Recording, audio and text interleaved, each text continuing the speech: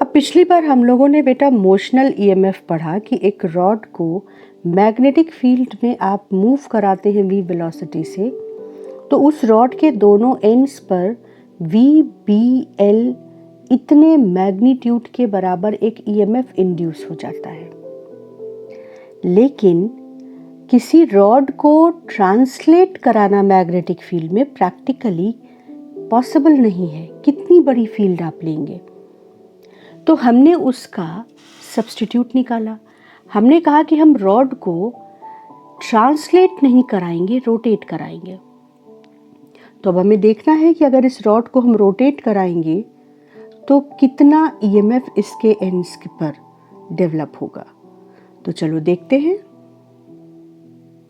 अब रोटेट कराते समय एक प्रॉब्लम ये आई कि इस रॉड के डिफरेंट एलिमेंट्स डिफरेंट वेलोसिटी से चलेंगे। क्यों? क्योंकि अगर हम किसी छोटे से एलिमेंट को, मान लो कि ये DL एलिमेंट हम कंसीडर करते हैं, ठीक है, ये DL एलिमेंट हम कंसीडर करते हैं, DX एलिमेंट, DX लेंथ का, और ये इस एंड से जिसके अबाउट रॉड घूम रही है मान लो कि x डिस्टेंस पर है। तो अब इस पॉइंट का, इस एलिमेंट का वेलोसिटी v, अगर ये रॉड एंटी क्लॉकवाइज घूम रही है ओमेगा एंगुलर वेलोसिटी से, तो इस रॉड की जो रफ्तार है, इस रॉड की नहीं, इस एलिमेंट की जो रफ्तार है वो कितनी हो जाएगी? v एक्चुअली होगी x omega. Point of rotation से x डिस्टेंस पर जो पार्टिकल है उसकी linear velocity x into omega होगी, जहां ओमेगा क्या है? इस ऑब्जेक्ट का, इस रॉड का रोटेशनल स्पीड। तो जब हम ईएमएफ VBL फॉर्मूला से कैलकुलेट करना चाहें तो हमको इस एलिमेंट का वेलोसिटी तो पता है, लेकिन अलग अलग एलिमेंट अलग अलग वेलोसिटी से रोटेट करेंगे, मूव करेंगे। तो इस एलिमेंट का ईएमएफ निकाल कर, यानी इस एलिमेंट के अक्रॉस जो ईएमएफ डेवलप हो रहा है वो निकाल के, और हमको हर एलिमेंट के अक्रॉस जो ईएमएफ डेवलप हो रहा है वो सारे ईएमएफ निकाल कर, और तब उनका सम हमको इस रॉड के लेंथ के क्रॉस ईएमएफ देगा। मतलब हमें अब इंटीग्रेशन की मदद लेनी पड़ेगी। तो हमने एक एलिमेंट कंसीडर किया x लेंथ पर, dx लेंथ का x डिस्टेंस पर, और इसका जो ईएमएफ है DE वो कितना हो जाएगा? V, B और L। यहाँ पर हमको ये देखना है कि V और B के बीच, क्योंकि क्या होता है ईएमएफ का जो फॉर्मूला होता है V cross B dot L, तो हमको ये देखना पड़ेगा कि V, B और L के बीच एंगल्स क्या हैं। तो देखो V इस लेंथ के परपेंडिकुलर होगा, ठीक, और B फील्ड के इस प्लेन ऑफ पेपर के नीचे की ओर, और लेंथ प्लेन ऑफ पेपर में। अब तुम देखो V और L के बीच क्या एंगल है? 90। V और B के बीच क्या एंगल है? 90।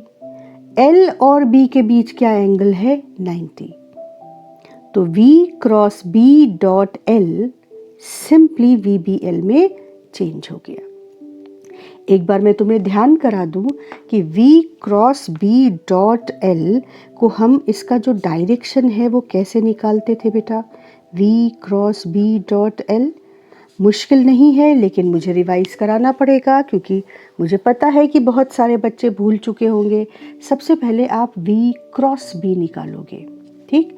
तो V क्रॉस B, हमने पूरे पेपर को अपने कंफर्टेबल तरीके से उसको घुमा लिया, और उसके बाद V क्रॉस B, नहीं यहाँ घुमाने की ज़रूरत नहीं है, हमको इसी तरीके से ज़्यादा ठीक से हम अपने राइट हैंड को यूज़ कर पाएंगे।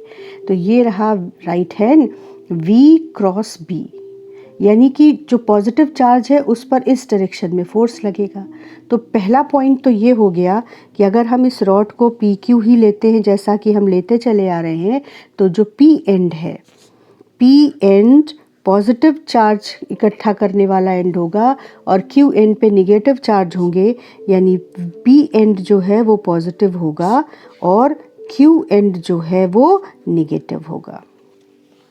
ठीक, तो EMF का जो पोलैरिटी है वो तो हमने समझ ली, लेकिन V क्रॉस B का डायरेक्शन क्या आया? देखो, V क्रॉस B का direction parallel to the length of the rod आया। V cross B parallel to the length of the rod Q से P की ओर। तो हम यहाँ पर इसको V क्रॉस B को इस तरीके से दिखा देते हैं, इस वेक्टर को, क्योंकि V क्रॉस B तो वेक्टर है। तो ये हो गया V क्रॉस B का डायरेक्शन। अब जब एक बार तुम्हारा V क्रॉस B आ गया तो अब तुमको V cross B dot L निकालना है। तो देखो, V क्रॉस B लेफ्ट और लेंथ की डायरेक्शन जो करंट की डायरेक्शन होती है, करंट की डायरेक्शन ये पॉजिटिव और ये निगेटिव। अब जब आप इसको किसी भी सर्किट से जोड़ेंगे तो करंट कैसे फ्लो करेगी? पॉजिटिव से चलेगी और सेल में जैसे चलती है Q पर आकर Q से P रॉड के अंदर चलेगी, यानी लेंथ की डायरेक्शन वही जो करंट की डायरेक्शन है, Q से P, और V क्रॉस B की डायरेक्शन भी Q से P। तो V क्रॉस B और L के बीच एंगल आ गया 0।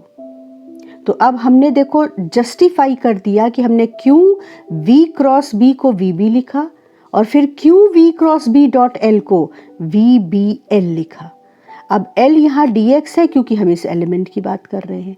तो अब हम आगे प्रोसीड कर सकते हैं। हमने छोटे से एलिमेंट के EMF को कैलकुलेट किया, तो पूरे रॉड में कितना EMF इंड्यूस होगा? That will be integration of DE dx। अगर ये dx एलिमेंट यहाँ लो तो पॉइंट ऑफ रोटेशन को ओरिजिन मानते हैं, तो पोजीशन हो गई x, पोजीशन हो गई 0। अगर इस dx एलिमेंट को इस एंड पर लो तो पोजीशन ऑफ द एलिमेंट हो गई ओरिजिन से L लेंथ। तो 0 से L लेंथ के बीच आपका इंटीग्रेट होगा क्योंकि x उसी तरह वेरी करेगा। अब जब आप इंटीग्रेशन के लिए EMF की वैल्यू लिखेंगे तो DE को बेटा लिख सकते हैं VB dx और V को लिख सकते हैं x ओमेगा B dx। क्यों? क्योंकि V यहाँ वेरी करता है x के साथ साथ, तो हम V को यहाँ रख कर इंटीग्रेशन नहीं कर सकते, V की जगह x ओमेगा रखना होगा, तब इंटीग्रेट कर पाएंगे। तो अब जितने भी कांस्टेंट टर्म्स हैं उन सबको बाहर ले लेते हैं और इंटीग्रेट कर लेते हैं। Omega B integral 0 to L x dx। ये कितना हो गया? देखो, omega B x square by 2। अब इसमें जब आप 0 से L लिमिट्स रखेंगे तो आपको सिंपली वैल्यू मिलेगी half omega L square B, क्योंकि L स्क्वायर बाई 2 ये लिमिट्स रखने पे आपको मिलेगा। तो ये हो गया EMF का मैग्नीट्यूड जब रॉड चलने की बजाय रोटेट करेगी about it's one of its own and. ये अपने एंड के अबाउट रोटेट कर रही है, सेंटर के अबाउट नहीं रोटेट कर रही, किसी और पॉइंट के अबाउट नहीं, एक एंड के अबाउट रोटेट कर रही है। तो EMF क्या मैग्नीट्यूड ये, और डायरेक्शन तो अभी हम लोगों ने V क्रॉस B से डायरेक्शन EMF का हमेशा बहुत आराम से V क्रॉस B से, इससे आप डायरेक्शन ऑफ EMF हमेशा निकाल लो, इंड्यूस्ड EMF। और ये वो इसमें आपको ध्यान क्या रखना है, यहाँ नोट करने वाली बात है, जब आप इसको किसी क्वेश्चन पर अप्लाई करेंगे तो आपको ध्यान करना होगा कि here one end of the rod is acting as the center, as the point of rotation. तब हमारा ये आंसर आया है। तो अगर हम इसको एज इट इज़ इस फॉर्मूले को कहीं इस्तेमाल करेंगे और अगर उस रॉड का एंड फिक्स नहीं है जिसके अबाउट वो रॉड रोटेट कर रही है, तो हमको उस नई सिचुएशन में इसे अप्लाई करते समय इस पॉइंट को कंसीडर करना पड़ेगा। तो ये आपका डेरिवेशन हो गया जब रॉड ट्रांसलेट नहीं करेगी बल्कि रोटेट करेगी। तो सब इसको पॉज करके समझकर ढंग से नोट कर लेंगे, क्योंकि ये हमारे आईएससी के सिलेबस में है और इसका डेरिवेशन भी एक्सपेक्टेड है बोर्ड में।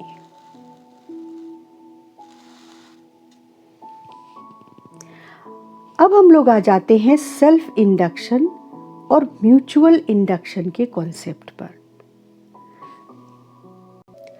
तो सबसे पहले हम लोग सेल्फ इंडक्शन समझेंगे। If a current through a coil changes, then magnetic field due to that current associated with that coil changes. So an EMF is induced in the same coil because change of current is changing the flux associated with the coil. So this phenomena of induction of EMF due to change in the flux of the same coil is called self induction. अब इसका एक example लें कि भाई ऐसा कहाँ होगा। तो जैसे अगर हम इस कॉइल को देखें, ठीक, अब इस कॉइल में देखो एक एसी सोर्स लगा हुआ है, तो ऑब्वियसली जो एसी सोर्स है उसकी वजह से करंट मैग्नीट्यूड और डायरेक्शन दोनों में चेंज होगी, यानी करंट और उसकी वजह से प्रोड्यूस होने वाली मैग्नेटिक फील्ड लगातार चेंज करेगी। और जब मैग्नेटिक फील्ड चेंज करेगी तो फ्लक्स एसोसिएटेड और linked with this coil will also change. तो इसके अंदर एक ईएमएफ इंड्यूस हो जाएगा। अब हमें पता है कि जब एसी सोर्स से करंट फ्लो करती है तो एक बार इस डायरेक्शन में अगर फ्लो कर रही है तो उसके अगले ही हाफ साइकिल में इस डायरेक्शन में फ्लो करेगी, क्लॉकवाइज तो एंटी क्लॉकवाइज। तो ईएमएफ कैसे इंड्यूस होगा और उसकी पोलैरिटी कैसे डिसाइड होगी, हम इसकी प्रैक्टिस कर लेते हैं। हम इसको पहले भी कर चुके हैं। सबसे पहले हमें पता होना चाहिए कि मैग्नेटिक फील्ड जब करंट ऐसे फ्लो करेगी तो मैग्नेटिक फील्ड किधर फ्लो कर रही है, किस डायरेक्शन में है। तो आप अपने को एज एन ऑब्जर्वर इधर रखिए, किसी एक एंड पे रख सकते हैं हम खुद को, हम इस तरफ रहते हैं, और जब हम इस तरफ फेस करेंगे तो हमको ये जो कॉइल है इससे करंट क्लॉकवाइज जाती दिखेगी, यानी इस एंड पर आपको साउथ पोल मिलेगा और इस एंड पे अगर आप इधर से ऑब्जर्व करोगे तो नॉर्थ पोल मिलेगा। यानी जो फील्ड है तुम्हारी वो आप राइट हैंड का यूज़ करके सीधे फील्ड निकाल सकते हो।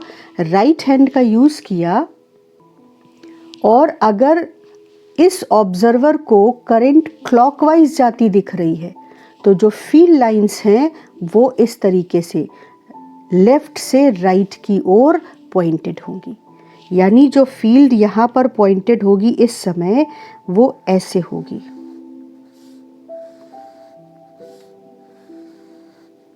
ठीक, अब इस फील्ड को जब ये अगर ये करंट इंक्रीज कर रही है तो ये फील्ड इंक्रीज कर रही होगी, यानी राइट साइड में फील्ड इंक्रीज कर रही होगी। तो ईएमएफ ऐसे प्रोड्यूस होगा कि ईएमएफ की वजह से जो फील्ड प्रोड्यूस हो वो लेफ्ट साइड में हो, यानी इस राइट डायरेक्टेड फील्ड को के इंक्रीज को अपोज करे। तो जो फील्ड प्रोड्यूस होगी वो इंड्यूस जो फील्ड होगी वो लेफ्ट होगी। कब? अगर करंट इस डायरेक्शन में इंक्रीज कर रही हो तो राइट ओरिएंटेड फील्ड को अपोज करने वाली फील्ड इंड्यूस होगी, यानी इंड्यूस्ड फील्ड की डायरेक्शन लेफ्ट होगी, इस तरफ होगी। और अगर लेफ्ट आपको फील्ड चाहिए तो आपको अपनी फिंगर्स को इस तरीके से कर्ल करना होगा, यानी जो करंट इसमें पैदा होगी वो करंट इस तरीके से, यानी इस ऑब्जर्वर को एंटी क्लॉकवाइज दिखेगी। और एंटी क्लॉकवाइज करंट कब इसमें बहेगी, यानी इंड्यूस्ड ईएमएफ जो है एंटी क्लॉकवाइज तब जब राइट साइड प्लस और लेफ्ट साइड माइनस हो। अब क्योंकि करंट लगातार बदल रही है तो इस एसी सोर्स वाले जो कॉइल है इसमें करंट के साथ साथ इंड्यूस्ड फील्ड, इंड्यूस्ड करंट और इंड्यूस्ड ईएमएफ की डायरेक्शन भी लगातार बदलेगी। तो हमने एक पर्टिकुलर डायरेक्शन में, वो भी उस करंट के इंक्रीजिंग टाइम में, ईएमएफ और इंड्यूस्ड करंट की डायरेक्शन को प्रैक्टिस के लिए डायरेक्ट किया कि भाई किधर से किधर की ओर करंट फ्लो करेगी। लेकिन हमारा जो स्टेटमेंट है सेल्फ इंडक्शन का, अब हम उस पर फोकस करते हैं कि induction of EMF in a coil due to change of flux of same coil is called self induction, right. अब इस कॉइल को या इस सोलेनॉइड को अगर आप n टर्न्स वाला माने तो एक टर्न के साथ जो फ्लक्स एसोसिएटेड है वो कितना है, जो फ्लक्स एसोसिएटेड है वो किस पर डिपेंड करता है, करंट पर। तो जो n टर्न्स हैं उनकी वजह से कितने जो फ्लक्स एसोसिएटेड है पूरी कॉइल में वो कितनी है, वो n फाई होगी। और वो किस पर डिपेंड करेगी, वो भी करंट पर डिपेंड करेगी, वो भी करंट पर प्रोपोर्शनल होगी। तो इस प्रोपोर्शनैलिटी कांस्टेंट को, यानी flux associated with this coil which is having n turns depends upon the current. और प्रोपोर्शनैलिटी साइन को जब आप हटाओगे तो आप लिखोगे कि n phi is equal to a constant Li, where L is known as self inductance.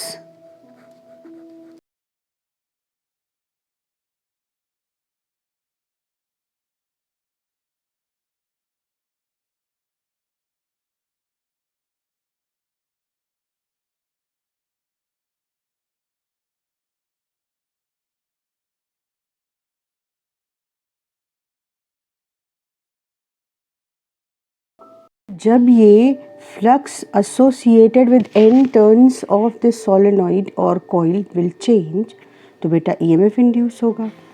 तो कितना ईएमएफ इंड्यूस्ड होगा, d by D T of this flux.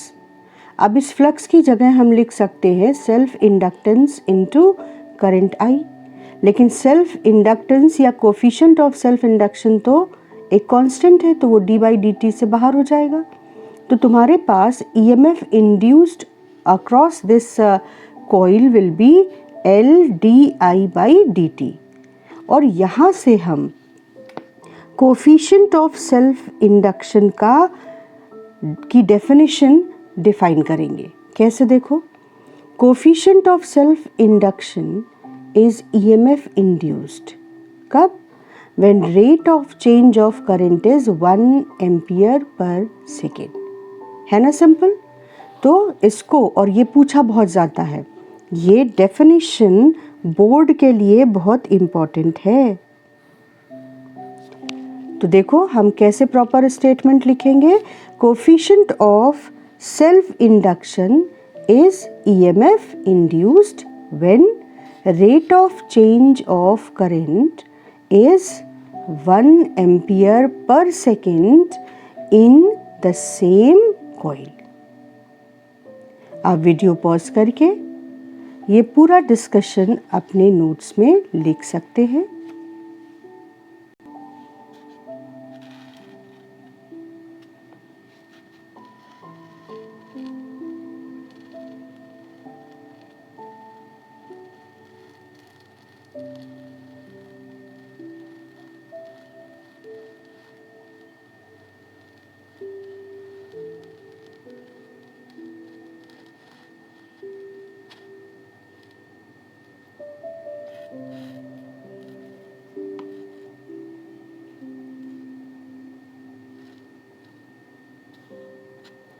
ठीक, अब हम लोग बात करेंगे coefficient of self induction of a long solenoid, इसका एक्सप्रेशन डिराइव करेंगे। तो बेटा हम लोग एक सोलेनॉइड कंसीडर करते हैं जो काफ़ी लंबी है, जिसकी लेंथ उसके डायामीटर से ज़्यादा है, और इस सोलेनॉइड में एक टर्न के साथ जो मैग्नेटिक फील्ड और उसकी वजह से फ्लक्स एसोसिएटेड होगा उसको हम कैसे लिखेंगे, B डॉट ए। अब हमें पता है कि सोलेनॉइड की जो मैग्नेटिक फील्ड है वो यूनिफॉर्म होती है inside the solenoid, long solenoid की और भी ज़्यादा, और ये जो एरिया वेक्टर है इसके परपेंडिकुलर होती है। एरिया वेक्टर नहीं, एरिया प्लेन ऑफ एरिया जो है ये इसके परपेंडिकुलर होती है इस तरह से। फील्ड सोलेनॉइड की इस कॉइल के एरिया के परपेंडिकुलर होती है, प्लेन के परपेंडिकुलर होती हैं फील्ड लाइंस, और उसकी वजह से जो एरिया वेक्टर और फील्ड के बीच एंगल बनता है वो 0 बनता है। तो एरिया वेक्टर और फील्ड के बीच अगर एंगल 0 है तो आपका जो फ्लक्स हो जाएगा एक टर्न के साथ वो सिंपली हो जाएगा BA। अब n टर्न के साथ n फाई और n टर्न के साथ n फाई होगा, तो आप n magnetic field of a long solenoid का एक्सप्रेशन लिखेंगे mu naught number of turns पर unit length into current flowing through the solenoid into magnitude of area. इसको आप लिख सकते हो mu naught number of turns in the solenoid upon length of solenoid into I into A। आपको यहाँ पता है कि लॉन्ग सोलेनॉइड का मतलब हुआ जब लेंथ डायमीटर से बहुत ज़्यादा हो, तो उसको इनफाइनाइटली लॉन्ग सोलेनॉइड या हम जो भी एक टर्म यूज़ करते हैं उसके पीछे के डिफाइनिंग कंडीशंस को भी हमको ध्यान रखना होगा कि हम कंफ्यूज नहीं हो किसी स्टेज पे जाकर।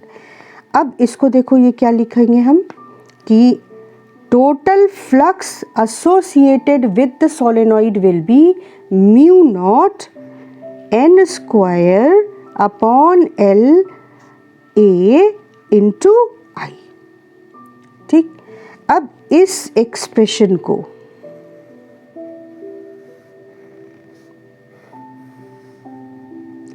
और सेल्फ इंडक्शन डिस्कस करते समय जो एक्सप्रेशन हमने लिखा था कि n phi is proportional to total flux associated with the solenoid is proportional to current, and therefore n phi can be written as coefficient of self induction into I।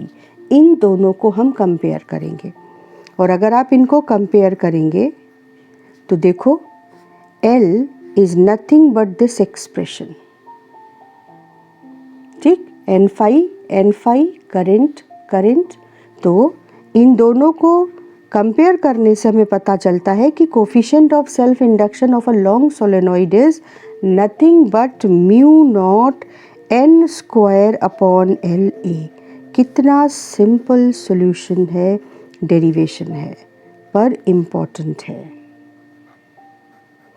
और अगर आप इस कॉइल के area को, circular coil होती है तो पाई R square लो, तो इसको और आप इलाबोरेट करके लिख सकते हो mu naught n square L pi R square. ठीक है, अब इसमें एक काम हम लोग और करते हैं कि हम लोग n फाई की हेल्प से EMF इंड्यूस्ड भी निकालते हैं, और अगर आप EMF इंड्यूस्ड निकालोगे तो EMF will be d of dt of total flux associated with the coil। तो कुछ खास अंतर नहीं पड़ेगा ये पूरा टर्म कांस्टेंट है, mu naught, number of turns, length of the coil, area of the coil, ये सब कांस्टेंट है, तो ये तो बाहर ही रहेगा। और d by D T operator I पर ऑपरेट करेगा क्योंकि वही टाइम के साथ चेंज कर रही है। तो EMF इंड्यूस्ड हो जाएगा mu naught n square upon L A, जिसे हम क्या कह रहे हैं, L di by D T. तो इसको इस एक्सप्रेशन से कंपेयर करके भी हम लोग L का एक्सप्रेशन निकाल सकते हैं। तो इसको आप ध्यान से डेरिवेशन को देख लीजिए, और बेटा सही तरीका ये है कि ढंग से समझा, पूरा डेरिवेशन ठीक से सुना, समझा, और उसके बाद वीडियो पॉज किया और उसको बिना कॉपी किए खुद को एक्सप्लेन करते हुए लिखा। ये टेक्निक आपको इतनी हेल्प करेगी कि आप क्लास लेते लेते आधा कंटेंट मेमोराइज कर जाएंगे। अब इस कॉन्सेप्ट पर बहुत सिंपल क्वेश्चंस आते हैं बेटा, जैसे 2016 आईएससी बोर्ड में क्वेश्चन था कि a coil has current changing at the rate of 100 ampere per second and coefficient of self induction is 0.05 henry, find EMF induced in the coil. तो आपको कुछ नहीं करना है, सिंपली आप ईएमएफ इंड्यूस्ड लिख देंगे, it is L D I by D T, L is 0.05 and di by dt is 100 ampere per second. Simple. तो your answer will be 5 volts. लेकिन इसी में कॉन्सेप्ट का इस्तेमाल करके क्वेश्चन को थोड़ा अच्छा बना सकते हैं। कैसे, देखो कि तुमको करंट की डायरेक्शन भी दे दे और तुमसे पूछे इसको P एंड ले लो और इसको Q एंड ले लो, V P minus we Q, EMF induce की पोलैरिटी पूछ ली। तो अब देखो करंट इस डायरेक्शन में जा रही है और रेट वही 100 एम्पियर पर सेकेंड, लेकिन करंट को कहा है कि वो इंक्रीज़ कर रही है इस रेट से। तो अगर इस रेट से करंट इंक्रीज़ कर रही है तो इसके डायरेक्शन को देखो, ये इस तरीके से फ्लो कर रही है करंट, यानी जो इस साइड से देखेगा उसको ये क्लॉकवाइज फ्लो करती दिखाई पड़ेगी। इसको आप 3D में अगर देखो तो ये कुछ ऐसा दिखेगा, ठीक। और जो करंट है वो इस तरीके से जो बह रही है, तो जब आप इस साइड से, एक ऑब्जर्वर अगर इधर से देखेगा तो उसको कैसा फील होगा, ये फ्लो है, ठीक। तो जब आप इधर से देखोगे तो आपको क्लॉकवाइज करंट फ्लो करती दिखेगी। ये इमेजिनेशन यहाँ पे ज़रूरी है। और अगर क्लॉकवाइज दिखेगी तो ये साउथ पोल हो जाएगा और ये नॉर्थ पोल हो जाएगा। इसके अलावा राइट हैंड का यूज़ भी करते हैं इस कॉइल की मैग्नेटिक फील्ड को निकालने के लिए। बहुत सिंपल रूल कई बार यूज़ कर चुके हैं कि आप अपनी फिंगर्स को कर्ल करें करंट की डायरेक्शन में, तो थंब आपको फील्ड लाइंस की डायरेक्शन दे देगा। क्लॉकवाइज का मतलब ऐसे, और ये क्लॉकवाइज किस ऑब्जर्वर के लिए, वो ऑब्जर्वर जो इस तरफ से देख रहा है, वो ऑब्जर्वर जो यहाँ से देख रहा है, ऑब्जर्वर यहाँ है। तो इस साइड से जो ऑब्जर्वर देखेगा ये तुम्हारी कॉइल है, और तुम इस साइड से देखोगे तो इस तरीके से ही तो कर्ल करोगे फिंगर्स को इस पर्टिकुलर डायरेक्शन के लिए, तो थंब की डायरेक्शन फील्ड लाइंस की डायरेक्शन हो जाएगी। ये बात क्लियर हो रही है बेटा? ये बहुत इजी तरीका है कॉइल की मैग्नेटिक फील्ड निकालने के लिए, बिल्कुल भी एफर्ट नहीं करना पड़ता। तो अगर हम इसे साउथ पोल कंसीडर करें और मैग्नेटिक फील्ड की डायरेक्शन आपकी इधर हो गई, अभी हमने देखा, तो जो करंट इंक्रीज कर रही है वो इस मैग्नेटिक फील्ड को इस डायरेक्शन में बढ़ा रही है। तो लेंस लॉ क्या कहता है कि जो magnetic field as a result induce होगी वो इस इंक्रीज को अपोज करेगी। यानी जो एग्जिस्ट कर रही है मैग्नेटिक फील्ड वो ये है। तो जो मैग्नेटिक फील्ड इंड्यूस होगी वो लेंस लॉ के अकॉर्डिंग इस डायरेक्शन में होगी, क्योंकि मैग्नेटिक फील्ड इधर एग्जिस्ट कर रही है और वो भी आई के साथ साथ बढ़ रही है। ये इम्पॉर्टेंट है, घट रही होती तो इसका जस्ट उल्टा होता। वो जो लेंस लॉ है वो कहता कि इस डायरेक्शन में करंट इंड्यूस होगी कि वो इस फील्ड को सपोर्ट करे, लेकिन अगर ये बढ़ रही है तो करंट इस डायरेक्शन में इंड्यूस होगी कि वो इस फील्ड को अपोज करे, उस राइज को अपोज करे जो इंड्यूस्ड कर रही है उसे। तो ये हमारी इंड्यूस्ड फील्ड हो जाएगी। अब आप राइट हैंड को आराम से ऐसे रख लो कि आपका थंब लेफ्ट साइड हो जाए जिधर इंड्यूस्ड फील्ड है। तो आपको अपनी फिंगर्स को कॉइल को कवर करते हुए अगर कर्ल करनी है तो किधर करेंगे, इस तरीके से। और अगर आप कॉइल को इस तरीके से कवर करोगे तो देखो लेफ्ट साइड में अगर आप खड़े हो तो आपको करंट किधर जाती दिखेगी कॉइल में, देखो। अगर आप इस साइड से देखोगे तो आपको करंट एंटी क्लॉकवाइज जाती दिखेगी। तो हम पूरी एनालिसिस कर रहे हैं। तो हमने कहा कि आई एग्जिस्टिंग एंड इंक्रीजिंग, वो किधर है, clockwise. So I induced will be anti-clockwise.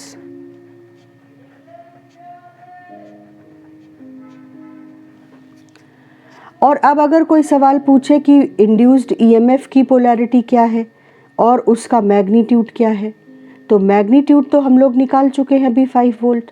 इसकी पोलैरिटी कैसे निकालेंगे उसको ध्यान से समझते हैं।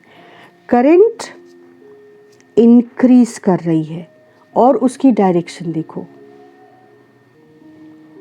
तो करंट इंक्रीज कर रही है और वो फ्लो कर रही है लेफ्ट से राइट, ठीक। तो तुरंत यहाँ पर आप इसकी पोलैरिटी बना दो। लेफ्ट से राइट फ्लो करने का मतलब है इधर प्लस है और इधर माइनस।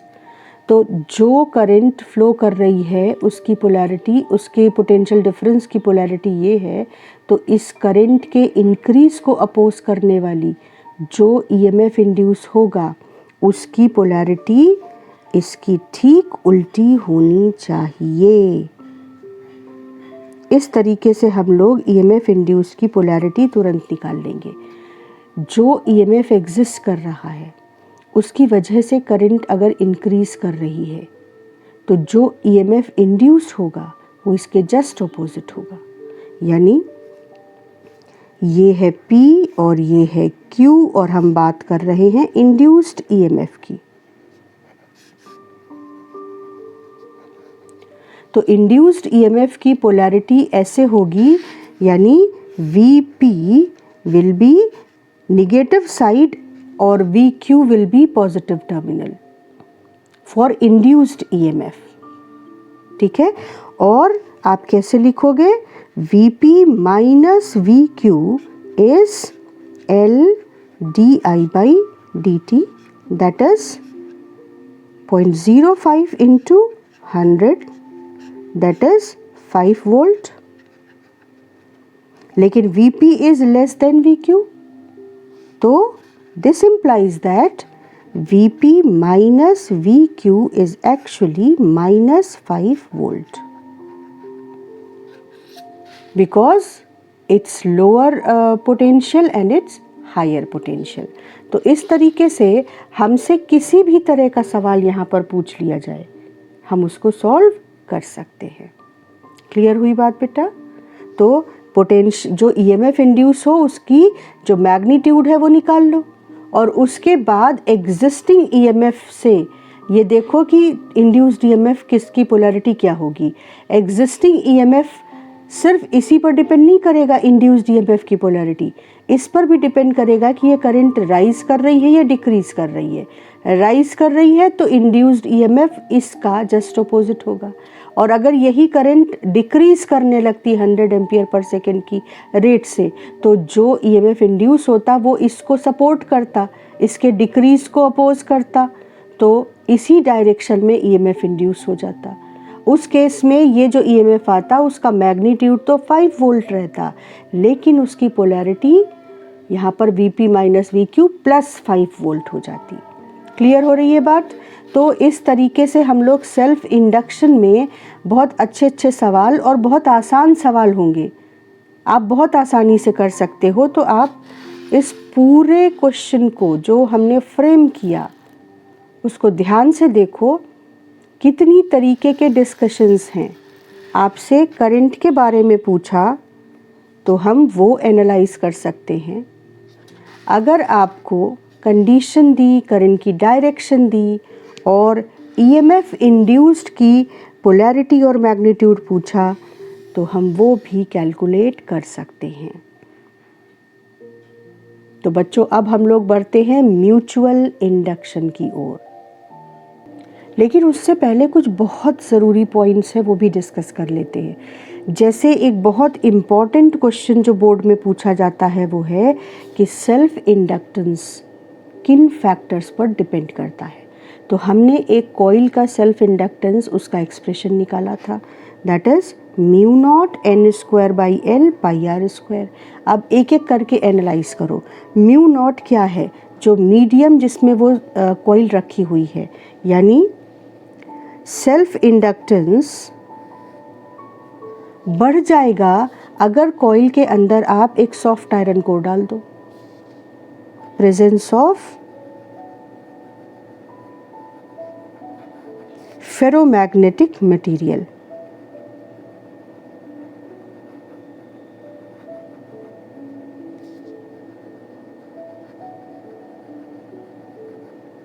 फिर देखो N square by L number of turns पर यूनिट लेंथ, यानी लेंथ कितनी है, पाई आर स्क्वायर यानी रेडियस कितना है उस कॉइल का, मतलब size of, dimensions of coil.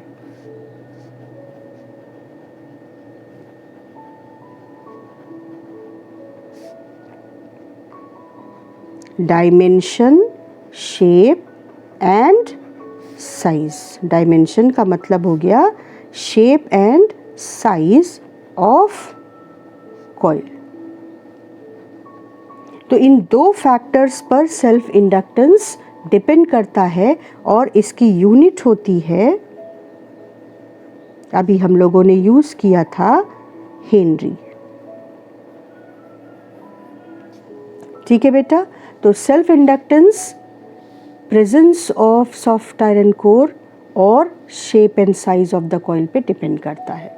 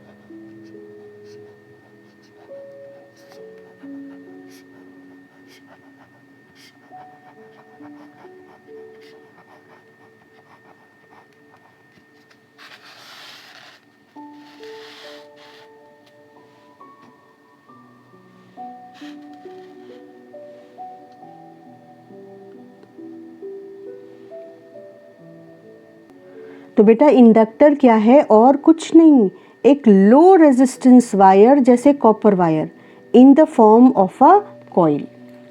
ये आपको मैंने एग्जाम्पल दिखाया कि it's a coil in the form of it's a copper wire in the form of coil. अब इसका काम क्या है? तो इसका काम है to provide obstruction in the path of changing current.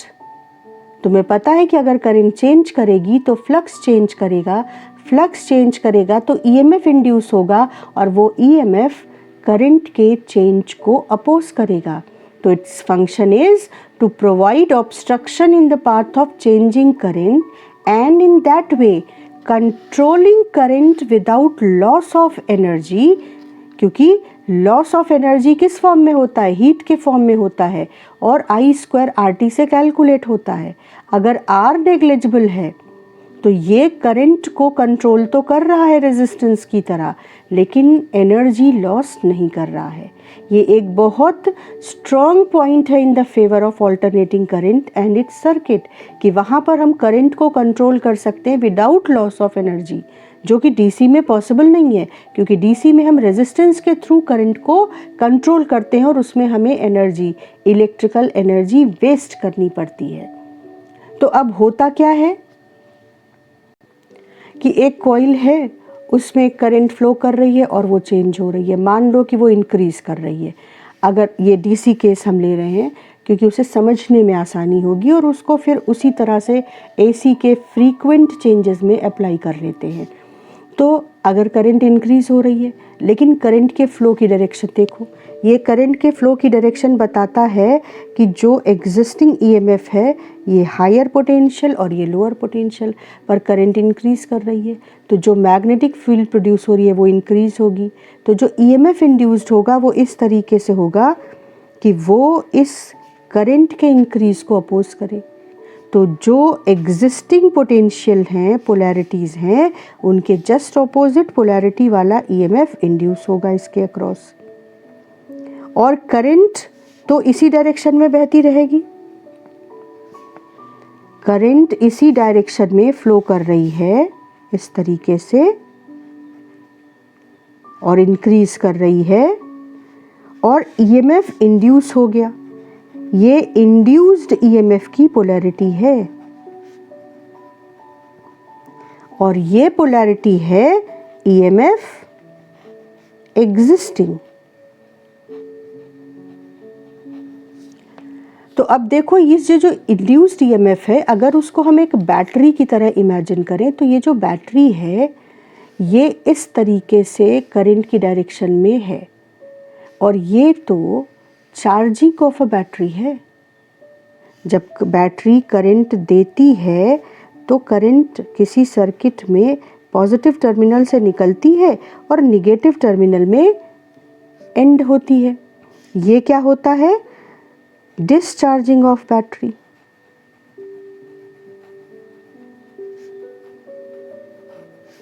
ठीक, लेकिन जो हमारा केस है उसमें क्या हो रहा है? बैटरी में करंट एंटर कर रही है पॉजिटिव टर्मिनल से, यानी ये कैसा केस हो गया? चार्जिंग ऑफ बैटरी हो गया। जो ईएमएफ इंड्यूस्ड है वो एक्चुअली एक ऐसी बैटरी है जो चार्ज हो रही है उस एनर्जी से जो इलेक्ट्रिकल एनर्जी इसमें करंट फ्लो करा रही है। तो जो चार्जिंग ऑफ बैटरी है वो और कुछ नहीं है, इलेक्ट्रिकल एनर्जी जो ये बैटरी कंज्यूम कर रही है चार्जिंग प्रोसेस के जैसे, वो इलेक्ट्रिकल एनर्जी कहाँ स्टोर हो रही है? वो कन्वर्ट होती जा रही है मैग्नेटिक फील्ड में inside the space of the coil. फिर से समझो, ये जो इंड्यूस्ड ईएमएफ है ये कुछ ऐसा इस तरह से ओरिएंटेड होगा करंट के रास्ते में, तो ये एक चार्जिंग प्रोसेस को दिखाता है। तो चार्जिंग ऑफ इंड्यूस्ड ईएमएफ अगर हम अपने आप को समझाने के लिए इस कॉन्सेप्ट का यूज़ करें तो charging of battery which is due to induced EMF वो है क्या? बैटरी जब चार्ज होती है तो एनर्जी स्टोर करती है। ये कोई लिटरल इलेक्ट्रिक बैटरी तो है नहीं, ये तो इंड्यूस्ड ईएमएफ की बैटरी है जिसको हम बैटरी की तरह विजुलाइज कर रहे हैं। तो ये जो एनर्जी यहाँ पर ले रही है चार्जिंग में, जो कंज्यूम कर रही है, वो कहाँ जा रहा है? Energy flowing, that is electrical energy,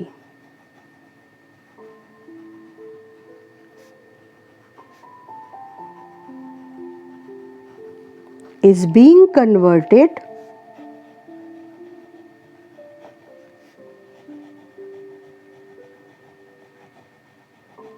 into magnetic energy.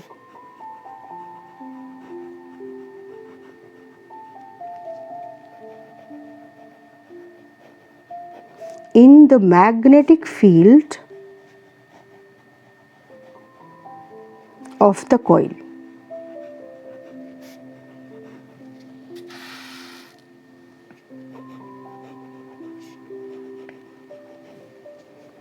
और ये जो एनर्जी है, this energy stored per unit volume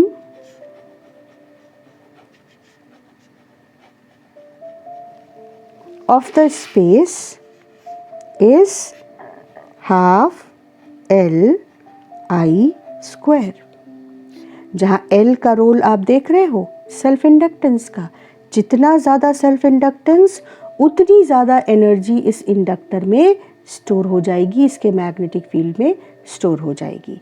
तो जो ऑपोजिशन है, ऑब्स्ट्रक्शन है, उसके थ्रू ये इंडक्टर इलेक्ट्रिकल एनर्जी को मैग्नेटिक एनर्जी में कन्वर्ट करता है और उस कन्वर्टेड मैग्नेटिक फील्ड की डेंसिटी यानी magnetic energy stored per unit volume होती है हाफ LI0 स्क्वायर।